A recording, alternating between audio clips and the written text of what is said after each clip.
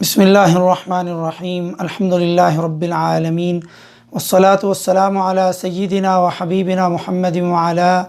آلہ واصحابہ اجمعین۔ آج کئی سوالات موصول ہوئے جن میں یہ پوچھا گیا کہ گھروں کی چھتوں پر 10 بجے اجتماعی طور پر اذان کہنے کا حکم دیا گیا ہے اور مساجد میں بھی اذان ہوں گی، کیا ایسا کرنا قرآن و حدیث سے ثابت ہے؟ قرآن پاک میں اللہ تعالیٰ نے فرمایا یا ایھا الذین آمنوا استعینوا بالصبر والصلاۃ ان اللہ مع الصابرین، کیا ایمان والو نمازوں اور صبر کے ذریعے مدد حاصل کرو، بے شک اللہ تعالیٰ صبر کرنے والوں کے ساتھ ہے۔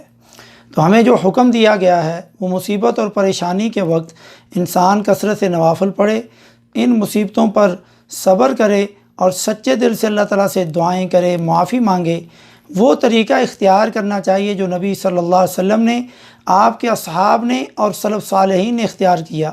لیکن مصیبتوں سے چھٹکارے کے لیے ایک ساتھ اذانیں دینا یہ بدعت کے بہت زیادہ قریب ہے، کیونکہ یہ نبی صلی اللہ علیہ وآلہ وسلم سے ثابت نہیں ہے، اور اسے بدعت کہنا ہی زیادہ صحیح ہوگا، کیونکہ اللہ کے نبی صلی اللہ علیہ وسلم نے ایسا کام نہیں کیا، اور اللہ تعالیٰ کو بدعات کے ذریعے راضی نہیں کیا جا سکتا، اور بدعات کے کام کر کے اللہ کے عذاب کو مزید دعوت دی جا رہی ہے والعیاذ باللہ۔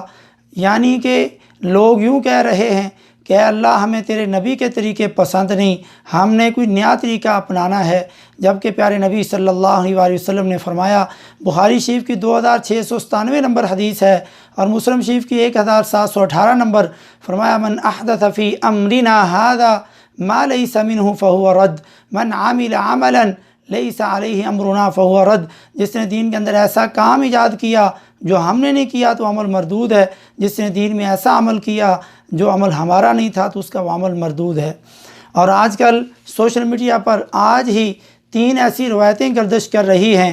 اور وہ اس طرح اذانیں دینے کے بارے میں ہیں۔ شیخ البانی رحمہ اللہ نے ان روایتوں کو ضعیف کہا ہے۔ یہ تینوں کی تینوں روایتیں ضعیف ہیں، جن میں ایک روایت یہ ہے کہ حضرت آدم علیہ السلام جب دنیا میں تشریف لائے، ہندوستان میں ان کو اتارا گیا تو انہوں نے پریشانی محسوس کی، تو جبریل امین علیہ السلام آئے اور انہوں نے آ کر کے اذان دی تو ان کی پریشانی دور ہوئی۔ تو اس روایت کو بھی امام البانی رحمہ اللہ نے ضعیف کہا ہے۔ اور اسی طرح حضرت علی رضی اللہ تعالیٰ عنہ کو ایک دن پیارے نبی صلی اللہ علیہ وسلم نے غمگین دیکھا تو آپ نے فرمایا کہ تم اپنے گھر والوں میں سے کسی کو کہو کہ وہ تیرے کان میں اذان دے۔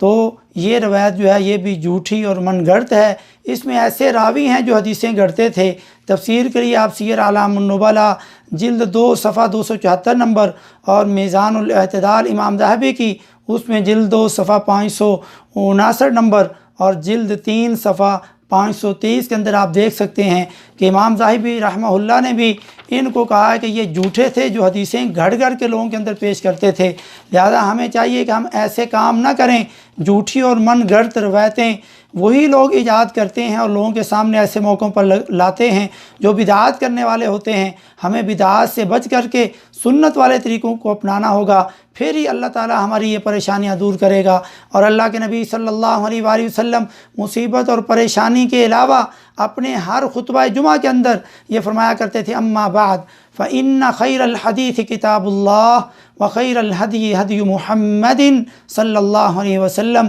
کہ سب سے بہترین بات اللہ کی کتاب قرآن مجید کی ہے، اور سب سے بہترین طریقہ، احسن ترین طریقہ، سچا اور سچا طریقہ میرے نبی محمد صلی اللہ علیہ وسلم کا طریقہ ہے۔ وشر الامور محدثاتها، اور سب سے گندا طریقہ پیارے نبی صلی اللہ علیہ وسلم فرما رہے ہیں دین کے اندر وہ ہے جو دین کے اندر نیا کام کیا جائے، دین سمجھ کے ثواب سمجھ کے جو کام کیا جائے، لیکن وہ نبی اور صحابہ کے طریقے سے قرآن اور حدیث سے ثابت نہ ہو۔ فإن كل محدثة بدعہ، دین کے اندر یہ نیا کام بدعت ہے، وكل بدعة ضلالہ، اور ہر بدعت گمراہی ہے، وكل ضلالة في النار، اور ہر گمراہی انسان کو جہنم میں لے جائے گی والعیاذ باللہ۔ یہ مسلم شریف کی 867 نمبر حدیث ہے، اور اس کی دوسری روایت میں وَكُلَّ ضَلَالَةٍ فِي النَّارِ، کہ یہی گمراہی انسان کو جہنم میں لے جائے گی۔ تو مصیبت میں گھروں کے کونوں میں اذان دینا، یا گھروں کی چھتوں پر اذان دینا، یا طوفانی بارش میں یا زلزلے میں اذان دینا، قبروں پر اذان دینا، یہ بدعات ہیں، یہ غلط ہیں۔ اور اذان دینا یہ تو ایک بذات خود بلاوا ہے جو نماز کے لیے دیا جاتا ہے، تو رات کو 10 بجے چھتوں پر چڑھ کر کے کن کو اذان کے لیے بلا رہے ہیں؟ یعنی کہ آپ ان اذانوں کے بعد ایک نئی کوئی نماز پڑھ کے ایک اذان والی بدعت اس موقعوں پر ایجاد کی، اور اس کے بعد یعنی کوئی نماز بھی پڑھیں گے۔